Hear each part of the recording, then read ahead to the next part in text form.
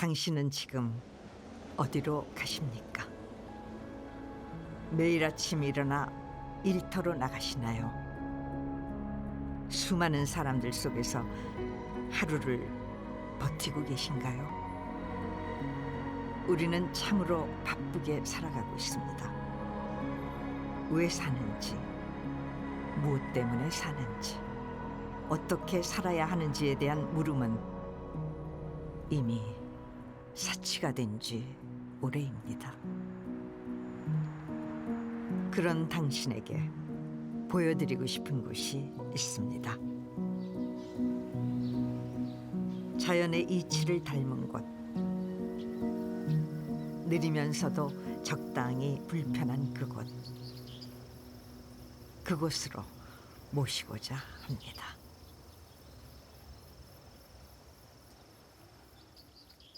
대구에서 30km, 팔공산 북서쪽 해발 600m 고지에는 수많은 무덤들이 자리하고 있습니다. 1번부터 37번까지 십자가 묘비마다 이름 대신 번호들이 붙어 있습니다. 대체 무슨 일이 있었길래 이분들은 이름도 없이 이곳에 계신 걸까요? 1988년 우리는 비로소 무덤의 주인들을 만나게 됐습니다. 한티 제 올라가는 이 도로가 개설됨에 따라서 또 분묘를 해야 되는 그런 사정이 있었던 것 같고, 그때 아마 제가 제일 30대 중반에 군종 신부로 있었기 때문에 제일 젊었던 사람이 아닌가 싶어요. 그때 저도 뭐 그렇게 그 이장하는 모습을 처음 봤는데요. 아마 이막권 박사님이라고 그 의사하고 몇몇 전문가들이 보고 또 확인을 하고 뼈들이 가지런하게 있는 것이 아니고 아마 이렇게 그 좀 모양이 그 이상하다든가 또 뭐가 없다든가 뭐 이런 형태가 있었던 것 같아요. 1988년 당시 한티 순교자며 2장에 배석했던 경북대 의대 해부학 교수 주강 토마스 아퀴나스는 가톨릭 신문에 다음과 같은 기고문을 실었습니다. 하늘도 없고 땅도 없는가. 파헤쳐진 묘한 길은 더 갈 수도 없는 비탈길의 마지막 부분에 있다. 서 있기도 힘든 곳을 어느 분이 이토록 정성스레 발굴하셨는지 누워있는 백골을 쳐다보는 순간 나는 더 이상 서 있을 수가 없어 덥석 주저앉고 말았다. 시신에 목이 없었다. 아니, 목은 허리춤에 찬 듯 아랫도리에 내동댕이 쳐져 있었다. 단칼에 베었는지 아프시지는 않았는지 목뼈를 자세히 살펴보았다. 부서진 곳 없이 숫자도 맞고 살점만 곱게 칼을 바른 듯하였다. 이분이 누구신지 몇 살이신지 눈물이 왈칵 쏟아졌다. 나는 땅에 엎드려 절을 한 채 일어나지 못했다. 그렇습니다. 이 무덤들의 주인은 150년 전 조선시대 천주교 박해 당시 죽임을 당했던 무명의 순교자들이었습니다. 그걸 보면서 정말 이분들이 그 현장에서 그대로 처형되신 분들이구나. 어떤 뭐 재판도 없고 어떤 신문도 없이 천주교 신자였기 때문에 이렇게 현장에서 처형되신 분들이라서 그대로 이렇게 급하게 묻었던 그런 분들이다. 그 당시에 그 상황을 이렇게 떠올릴 수 있는 그런 느낌이 있었습니다. 마음이 짠하는 그런 느낌이 있었어요. 그래서 이분들이 100년 이상 이 현장에서 잊혀져서 있었구나 하는 생각도 들고, 우리가 좀 더 일찍 제대로 이렇게 이분들을 찾아뵙고 했어야 되지 않느냐 하는 그런 생각이 들었습니다.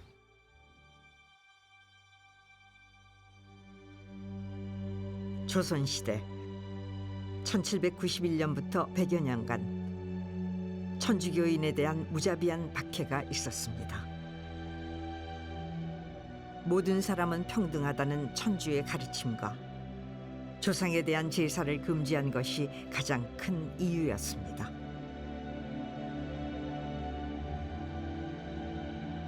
박해 속에서 만여 명이 넘는 천주교 신자들이 목숨을 잃었습니다. 하지만 이러한 환난 속에서도 수많은 천주교 교인들은 배교 대신 믿음을 선택했습니다. 박해를 피해 남쪽으로 내려왔고 산중 깊은 곳에 터를 잡았습니다. 그 중에 한 곳이 여기 한티입니다. 한티에 언제부터 신자들이 살기 시작했는지는 정확히 알 수 없으나 다만 의뢰박해 이후 대구 감옥에 갇힌 신자 가족들이 비밀리에 연락을 취하기 위해 이곳에 살았을 거라 추측하고 있습니다. 사료에 따르면 1837년 서울에서 낙향해 신나무골에서 살았던 김현상 요아킴 가정이 기해박해로 한티에 와서 살았다고 합니다. 그렇게 한두 집 모여 움막을 짓고 살던 교우촌은 박해가 잠시 뜸해지면서 1850년대 말에는 더더욱 번성합니다. 이는 조선의 제4대 교구장이었던 베르네 주교가 1862년 파리 외방정교회 알브랑 총장에게 보낸 편지에서 드러납니다. 교우들은 대구와 멀지 않고 한티제 바로 밑이라 달아나기도 좋은 한티에 정착하지만 그곳엔 점토와 나무, 계곡의 물이 전부였습니다.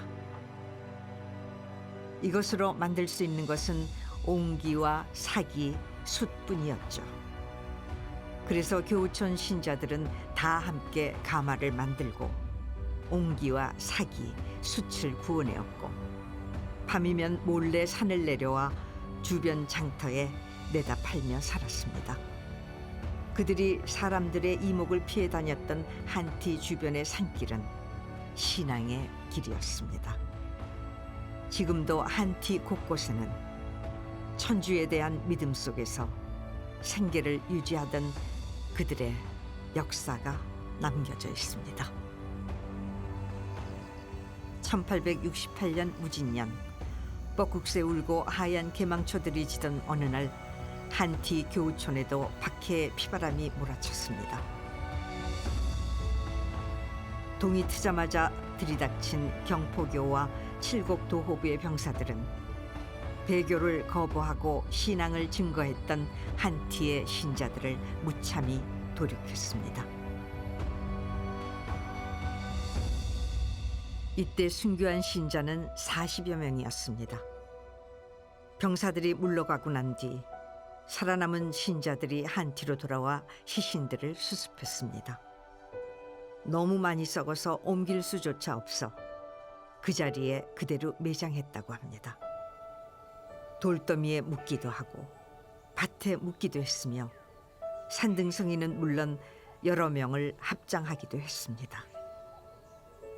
지금도 한티의 37개의 무덤들은 피를 뿌린 듯 산 이곳저곳에 흩어져 있습니다. 그로부터 꼭 100년 뒤인 1968년 순교자 성월에 맞춰 대구 대교구 주관으로 도보 순례가 시작됐습니다. 천주에 대한 믿음만으로 공소와 교우촌을 오갔던 순교자들의 길을 따르는 첫 발걸음이었습니다. 1988년에는 순교자 묘 6기를 파며 이장하였고 교우촌을 발굴했습니다.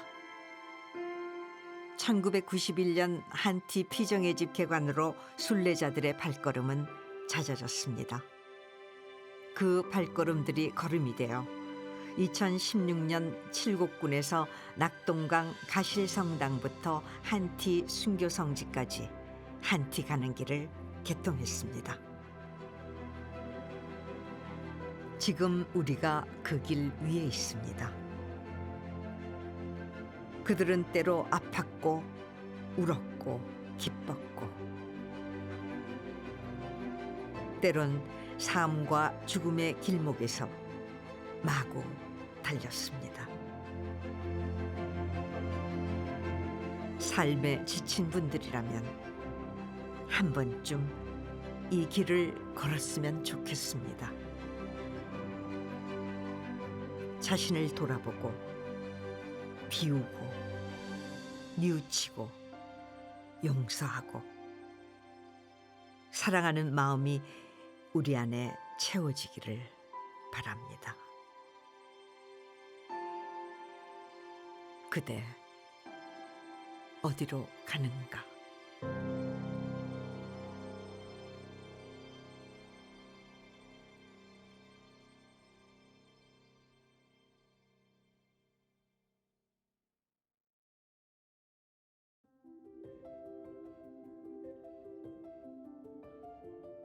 네, 순교자님들이 살고 죽고 묻힌 곳이고 아름다운 곳이죠. 파티 가는 길 45km 도보순례 그걸 보고 무조건 여기를 가고 싶다라는 그게 충동이 일어나서 결혼하고 아이 키우면서 제가 좋아하는 것을 미뤄두었었는데 내가 하고 싶은 것도 나도 한번 해보자. 그런 결심이 서게 되고. 근데 제가 몸이 많이 아파요. 다리도 아프고 이 순례길을 하고 나면은 완전히 치유되리라는 믿음을 갖고 저는 이 순례길을 참여하게 됐습니다. 근데 거짓말처럼 걷는 동안 한 번도 무릎이 안 아팠어요. 뭐라 그럴까 그 소나무 숲길이 푹신푹신해서 진짜 저는 하느님한테 또 한 번 감사드립니다. 제가 그 코로나로 한 3주 동안 정말 죽었다 살아났는데 정말 완전히 해방이 됐어요. 정말 죽음으로부터 자유롭게 제가 이제 부활 신비를 체험하고 가게 된. 걸으면서 내가 참 얼마나 죄를 많이 지었으면 나한테 이런 고난의 길을 택해 주셨을까 하는 생각을 많이 하게 됐고, 그리고 어떻게 하면 더 많은 사람들을 위해서 사랑을 베풀 수 있을까 하는 생각을 하면서 왔어요. 갑자기 울컥하네. 그 용서의 길. 그 길은 정말 어렵더라고요. 그래서 누군가를 용서하고 또 누군가에게 용서받는 시간들이 이렇게 어려운 시간이구나 하는. 첩첩산중 그 산들이 이렇게 보이면서 실같이 생긴 그 길들이 저희들이 이렇게 왔던 길들이 되돌아볼 기회가 있어요. 한 번씩 두 번씩 이렇게 그런 기회들이 있는데 우리가 이렇게 살아온 길은 참 평탄하게 너무나 쉽게 이렇게 살아왔다는 이렇게 생각이 들거든요. 성당까지도 걸어가고 걷는 거를 너무 좋아했는데 여기 와서 첫날에 그게 환상이 다 깨졌어요. 난 걸을 줄 모르는 사람이었는 줄 이제 깨닫게 되었어요. 너무 교만한 마음으로 와서 신발도 이렇게 신고 왔어요. 이게 순례길인가 하다가 너무 힘들 때는 산행인가 막 이렇게 헷갈릴 때가 있었거든요. 첫날 그 내려오는 길이 많이 힘들었어. 이 참 올라가기는 열심히 올라가면 되는데 사람이 올라갔다 내려오는 것이 이렇게 힘이 들구나. 참 낮아지는 것이 이렇게 힘들구나. 무명의 순교자가 이렇게 한꺼번에 이렇게 많은 게 있는 곳을 저희가 몰랐습니다. 저희들이 너무나 이렇게 모르고 살았구나 생각이 들었습니다. 현대인이 사는 저희로서 굉장히 좀 부끄럽고, 앞으로 제가 70살이니까 이제 순례의 길을 제가 떠나야 될 것 같아요. 순교자들의 그 신앙심을 얼마나 제가 받아들일 수 있었는지 제 자신이 의심스럽습니다만 그래도 그 작은 신앙심이나마 저에게 심도록 저는 앞으로 노력해 나가겠습니다. 이름은 기억하지 못하지만 그분들을 위해서 기도할 수 있는 그런 곳으로 바꾸기 위한 하느님의 어떤 큰 뜻이 아니었나.